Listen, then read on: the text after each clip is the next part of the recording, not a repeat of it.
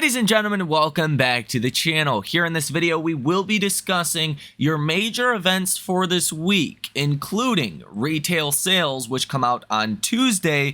That's going to lead to a new GDP estimate for Q3, kind of important with how nervous a lot of people are about the state of the economy. Retail sales, for obvious reasons, is important to judge the health of the consumer and of the economy, since the consumer makes up about 73% of GDP. But the major event that we have for this week is the Fed. We get a new summary of economic projections. If you're unfamiliar with what this is, basically it's where the Fed goes out and they plot their estimates for inflation, for the federal funds rate, for GDP growth, and for the unemployment rate. They go out and give estimates. Now, depending on if those estimates match Wall Street's estimates, specifically on the path of rate cuts, and maybe the labor market and the economy are important. Really, all of them are important, but the interest rate projections, that's what will be key. Now, we're going to answer in this video, how many rate cuts are the markets projecting between now and the end of 2026? And where do I think the Fed's projections are going to come in at? See, there's been a lot of people recently in the institutional world that have come out and said that, hey, maybe the first Fed rate cut is going to be a sell the news event, that it's not going to be a positive catalyst. And I do think that is a fair argument. There's also the argument that maybe it is positive, and we will entertain kind of both of those in today's episode. We will talk about specific implications for Tesla stock as well.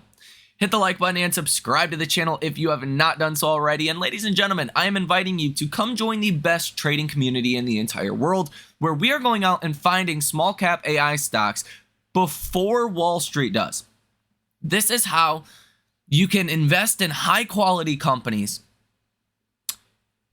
lower the risk profile, in my opinion, again, my opinion, lower the risk profile by investing in high quality companies while maximizing those outsized returns like 10xers or more by being in high quality, in the right companies, in the right time, which is obviously the era of AI. This is not a recommendation, not financial advice. We are outperforming 99.9% of hedge funds and institutions year to date. In fact, I implore you to find a hedge fund that is outperforming us. We are up 170.5% this year. I haven't heard of anyone outperforming that. So let me know down below in the comment section if you find one that is outperforming that return this year. So come join us if you would like to. None of it is a recommendation. You always need to verify everything that is said. The goal of that really is get involved with a community that is actively pursuing market opportunities and identifying these opportunities. You need to make your own decisions. Come to your own conclusions. Contact a financial advisor before making an investment decision. But with that said, let's get into today's episode. That link is down below in the description of today's episode if you want to join. Now, this week, we also have some very big catalysts. Now, for Monday morning, you have New York Empire State Manufacturing Index at 8:30 in the morning. Not really going to be a big catalyst. Tuesday, retail sales month over month. With all of Wall Street concerned about the economy and the labor market and how are things going out there, you want to see a strong retail sales number, or at least an in-line number. Consensus is 0.3%. The previous month was 0.5%. You will also get export prices, import prices month over month, and some smaller data as well, like industrial production month over month, capacity utilization, and manufacturing production month over month and year over year, as well as business inventories. All of this will feed into a new GDP estimate from the Atlanta Fed GDP Now tracker, which is currently estimating 3.1% GDP for Q3. You also do have a 20-year bond auction at 1 p.m. and the NAHB Housing Market Index that comes out at 10 a.m. On Tuesday.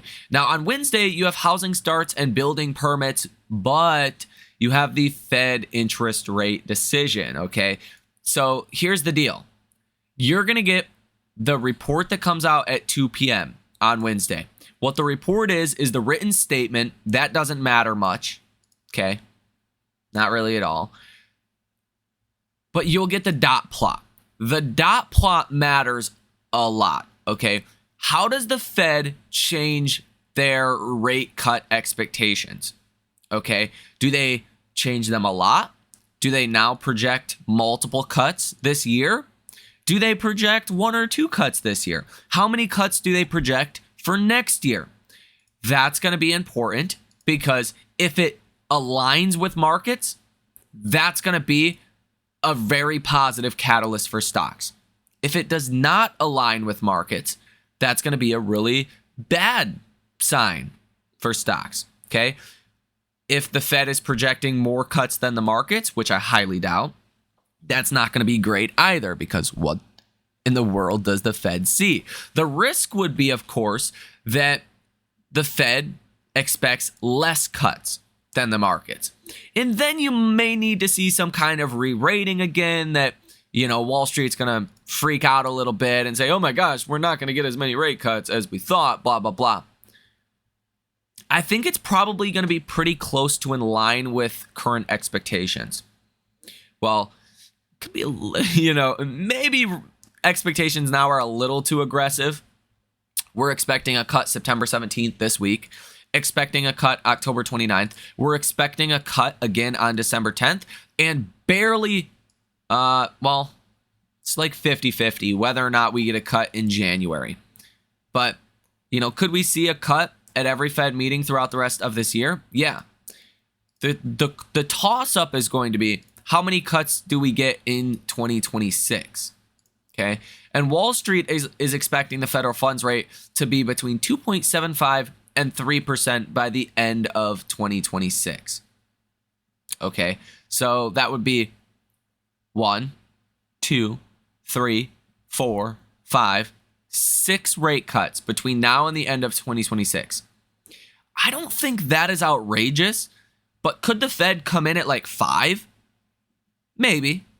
Could the Fed come in at 4? Maybe. That would be the risk this week, short term, for stocks, is if the Fed comes in with less cuts than people expect.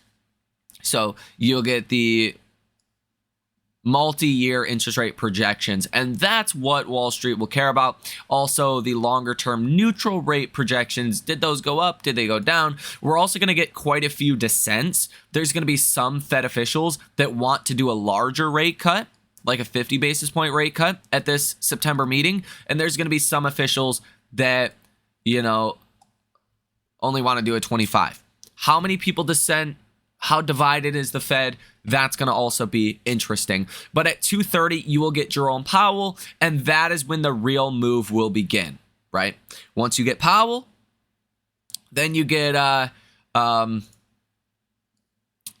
larger move, right? The confirmation, more or less. Is it going to be bullish? Is it going to be bearish? I love these dot plot projections, though, because you can pretty easily tell after 2, if it's 2 p.m., after it comes out, if you're going to have a positive or negative reaction in the marketplace. You can kind of just tell based on how far off the Fed's projections are versus the markets. And again, we will be covering this in the trading community, trading this if there is an opportunity. Come join it, link down below in the description of this video if you would like to.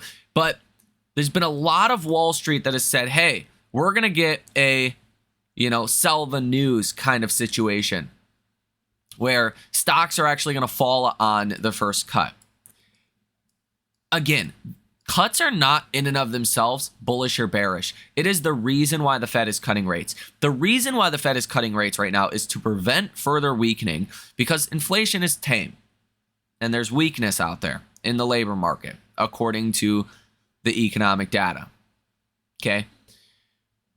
Nothing is going to change. Okay. From now until we get the rate cut. Like, the economy isn't dramatically weakening in 3 days or in a week or 2. Okay. That's not how the economy works. So I don't think it matters if stocks sell off or even go up after the Fed cut.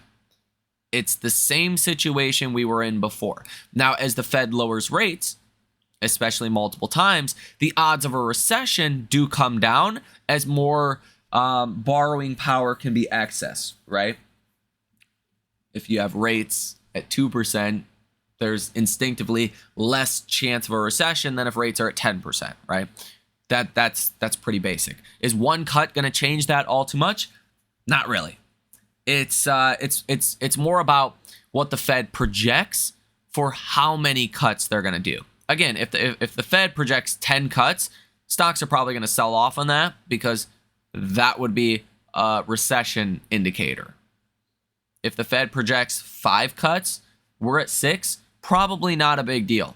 But could you see a knee-jerk reaction, kind of like NVIDIA, right? NVIDIA had great earnings, massively beat on almost every metric, stellar guidance last quarter. The stock sold off like 2% the next day just because it was priced in. Could a rate cut be priced in? Could 5 cuts be 6 cuts be priced in by the Fed? Probably, right? So, whether we sell off or not doesn't really matter. But I will say, if the Fed does confirm like they are kind of in line with where the markets are in terms of rate cuts, which I think is going to be the case, it does, in my view, set us up for that end of the year rally, right? It is going to be confirmation of that. But what happens in the very short term, day or two following the Fed, meeting, that's anyone's best guess, right? I think the odds are probably tilted towards a sell the news event, because we have done so well in September, and September is seasonally the worst month for stocks historically. Okay. Now for Thursday, initial jobless claims, Philadelphia Fed Manufacturing Index, Philly Fed Business Conditions, Philly Fed Capex Index, Philly Fed Employment, Philly Fed New Orders, and Philly Fed Prices Paid. You will also get CB Leading Index month over month, 10-year TIPS auction, and Friday, nothing. Slow day. So, it's going to be a crazy week this week. Tuesday's going to be the first catalyst with retail sales. And all of these other catalysts, again, going to feed into GDP. Retail sales is going to tell us a lot about the strength of the consumer and the economy right now. You want to come in line with expectations. You don't want to come in really low. You don't want to come in negative. You don't want to come in super positive either. Okay? But Wednesday is the real event with the Fed. And I think it's going to be pretty in line with expectations. We're going to get a cut. Fed's going to project 5 rate cuts, 6 rate cuts over the next year, but that may not be taken as great because you're probably already pricing that in with stocks near all-time highs. Now, let me give you my honest thoughts about this week and specifically with Tesla stock. And my honest thought is it doesn't matter. Okay? Here's why I say that.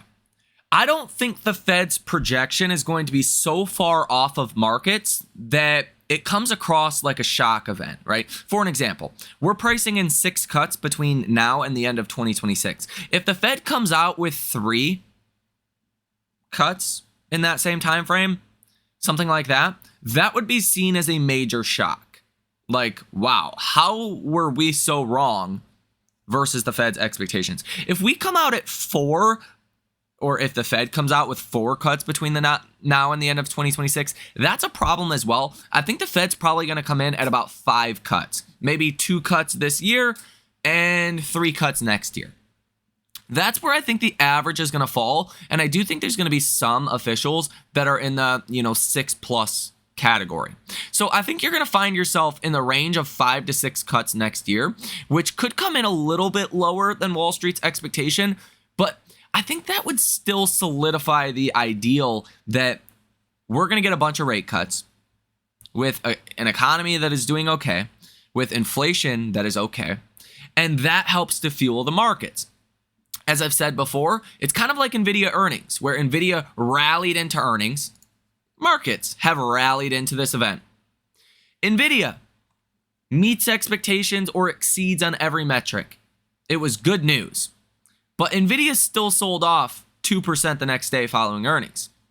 Even if the Fed gives us everything we want on Wednesday, we may still sell off because the markets have done so well. And remember, September seasonals. Okay, so I want you guys to pay attention to this. If stocks sell off into Wednesday, you probably get a positive reaction on the Fed. If stocks rally into Wednesday, you probably get a negative reaction to the Fed. Don't be surprised if that's the way this plays out. But I don't think there's going to be anything so dramatic this week as far as, a change with the Fed that derails my thesis on an end of the year rally. I've said from the start, none of September matters. Okay, no matter what happens, like I could care less. Okay, and I'm going to be under that view, before and after the Fed meeting. Now, I think specifically with Tesla, I think there's so much momentum going on right now that it's hard to kill this one. Okay, and I think even with a kind of inline expectation from the Fed, an inline delivery from the Fed, it could actually be a positive catalyst for some areas, for small caps, for higher risk on stocks. You might get a dislocation in markets where maybe banks go up and, heavy borrowing areas go up. Okay, small caps go up, high growth areas like a Tesla go up. But maybe large cap tech falls. Maybe industrials fall. You could get a bit of a rotation that may lead indexes to fall, but the internals of our markets might actually look really good. So let me know your thoughts on this down below in the comment section. Hit the like button as well as subscribe to the channel. Check out that link down below in the description of this video as well. Ladies and gentlemen, have a great rest of your day, and I will see you in the next one.